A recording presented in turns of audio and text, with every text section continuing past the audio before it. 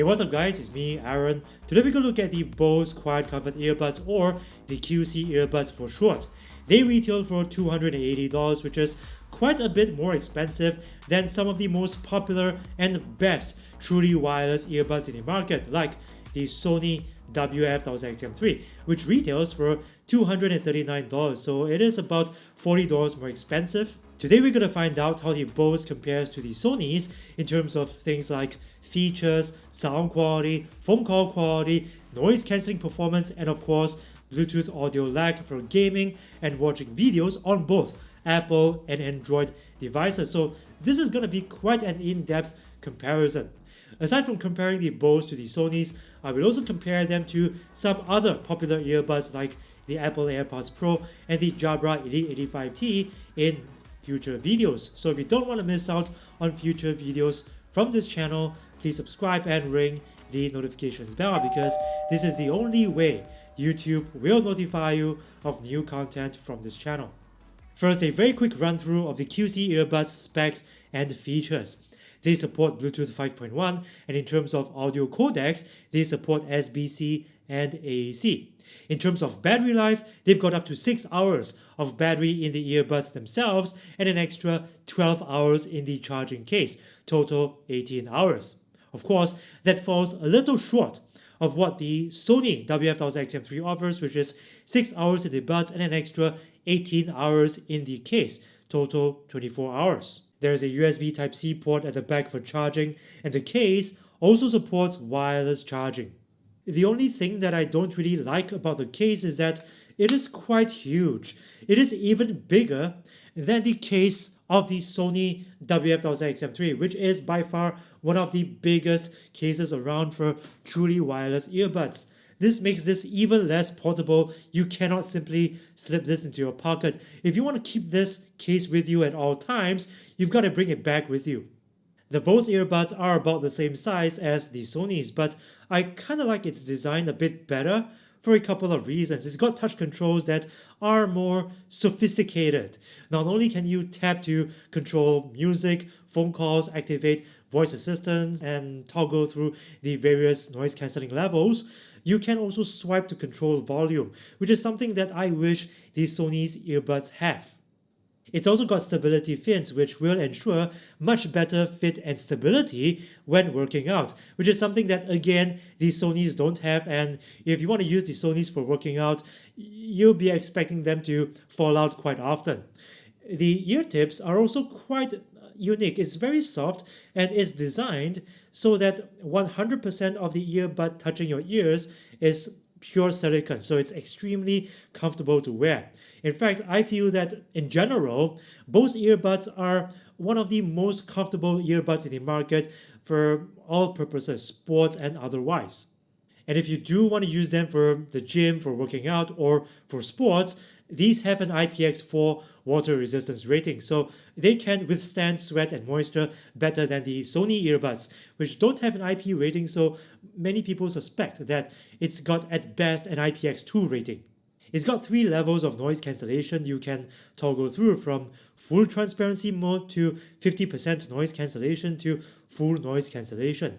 But if you want to fine-tune the level of noise cancellation for each level, you can go into the Bose Music app and make the changes there.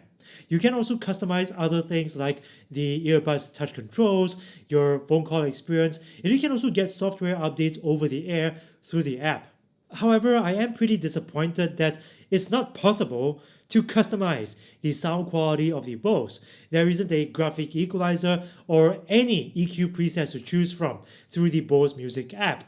The Sony's in this case is more customizable, because through the Sony Headphones Connect app, you can customize its sound quality using a graphic equalizer or EQ preset. So you've got more flexibility with the Sonys than with the Bose in terms of sound quality.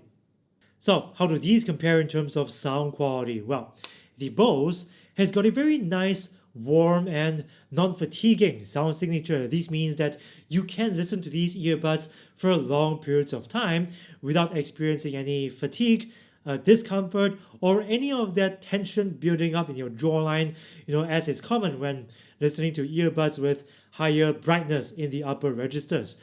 the Bose also has sound staging that's quite comparable in some ways to the Sony's. It's just as open.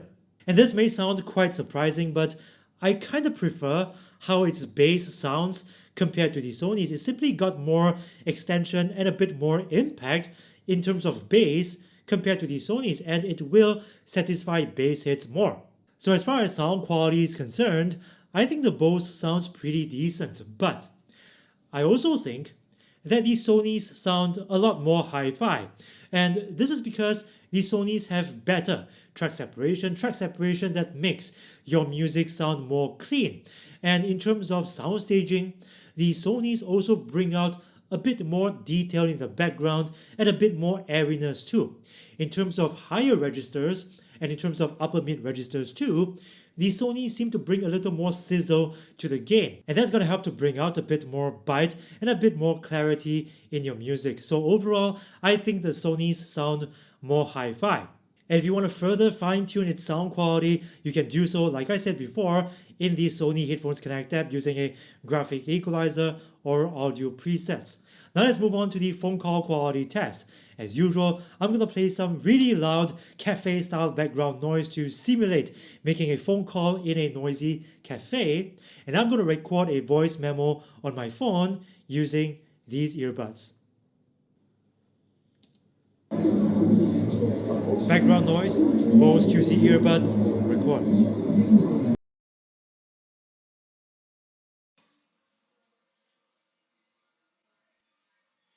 I am now making a phone call in a noisy place using the Bose QuietComfort Earbuds. The quick brown fox jumps over the lazy dog. The quick brown fox jumps over the lazy dog.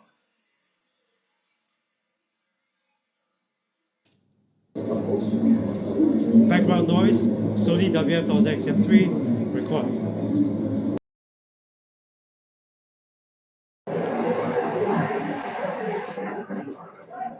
I am now making a phone call in a noisy place using the Sony WF-1000XM3. The quick brown fox jumps over the lazy dog. The quick brown fox jumps over the lazy dog.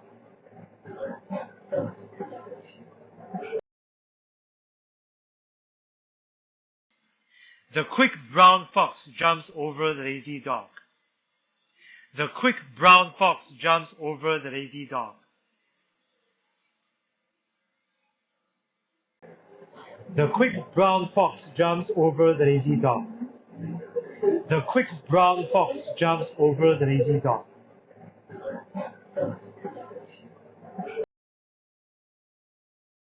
Well, I think it's pretty clear that the phone call quality of the Bose is truly amazing. I mean, it all but eliminated background noise while preserving the clarity and integrity of my voice. And this is not something that you'd see every day, especially when it comes to truly wireless earbuds. The Sony's, on the other hand, although its phone call quality has seen some improvements over the last couple of years through software updates, it's nowhere near the quality of the Bose yet. So I guess you can say that this time we have a clear winner. Now let's move on to the noise cancelling test. As usual, I'm going to play the same background noise that I played before, and let's see which of these earbuds have better ANC.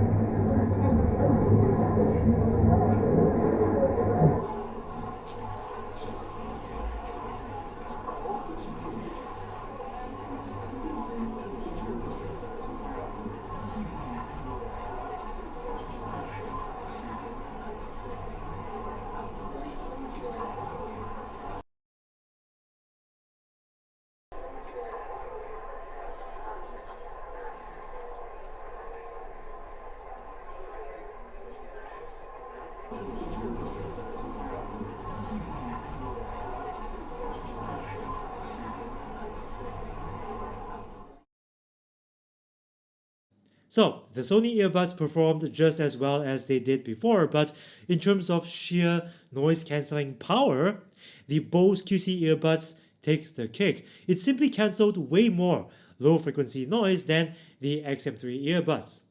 Right now, we're going to take a look at how much Bluetooth audio lag you'll get with these earbuds when playing video games or watching videos on both Apple and Android devices. As usual, for an Apple device, I'm going to use the iPhone SE 2020. For Android, I'm going to use the Samsung Galaxy S20 FE.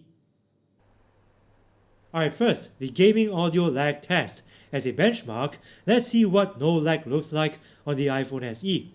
This is audio straight from the iPhone speaker, so no lag.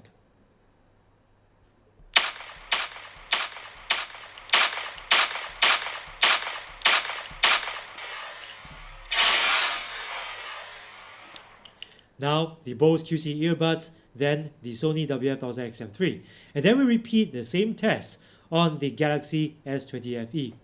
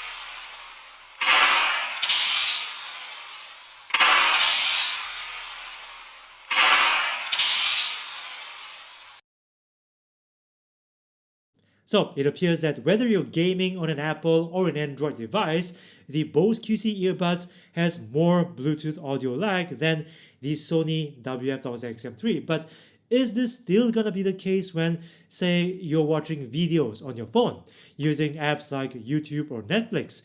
Well, not so much because these apps tend to have their own latency correction built in. So they will automatically correct for such Bluetooth audio lag by delaying the video so that it synchronizes better with the audio, like this. Hey guys, what's up? It's me, Aaron. Today we're going to look at the Jabra Elite 85T noise cancelling earbuds. Now, they retail for $229 which is like $30 more expensive than the Elite Active 75T and about $10 less than the very popular Sony WF-1000XM3. Hey guys, what's up? It's me, Aaron.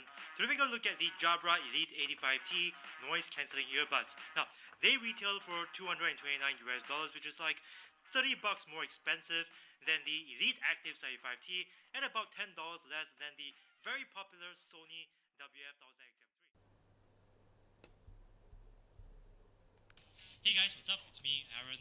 Today we're going to look at the Jabra Elite 85T noise cancelling earbuds. Now, they retail for $229 which is like $30 more expensive than the Elite Active 75T and about $10 less than the very popular Sony WF-1000XM3. Hey guys, what's up? It's me, Aaron. Today we're going to look at the Jabra Elite 85T noise cancelling earbuds. Now, they retail for $229 which is like $30 more expensive than the Elite Active 75T and about $10 less than the very popular Sony WF-1000XM3. So overall, I think the Bose QC earbuds are pretty great. Yes, it's got a huge case, gigantic even. Its sound quality is just slightly above average, not as great as competitors like the Sony WF-1000XM3, and you cannot customize its sound, which is something that I feel at this price point, it should definitely have, at least some EQ presets, if not a graphic equalizer. Its total battery life is also not that fantastic compared to competitors, and its price as well is quite steep. We are talking after all about $280. That's like $40 more than the Sony WF-1000XM3, $30 more than the Apple AirPods Pro. So yes, it is quite expensive, but in exchange for that extra premium that you pay, you are getting one of the best in the industry in terms of phone call quality and in terms of noise cancelling performance. I know for a fact that there are a lot of people out there who are willing, more than willing even, to pay that premium for better noise cancelling and better phone call quality. Plus, it's got pretty much most of the features that people want, like IPX4 water resistance rating, wireless charging, super comfortable silicone ear tips with stability fins for better stability when working out. So despite its several quirks, several inconveniences, the Bose QC earbuds are definitely worth a look even at this price point of $280. What can I say? Some things are worth paying a premium for, and if you want one of the best earbuds out there in terms of phone call quality and noise cancelling performance, you should definitely check out the Bose QC earbuds. Thanks for watching, I hope you enjoyed this video, and if you did, please show that you like this video by punching that like button and sharing this video with your friends and family. Also, if you want to watch more content like this one from this channel, more comparisons, reviews, tutorials, please subscribe and ring the notifications bell, because this is the only way YouTube will notify you of any new videos from this channel. Once again, thanks for watching. 都是比较鸟。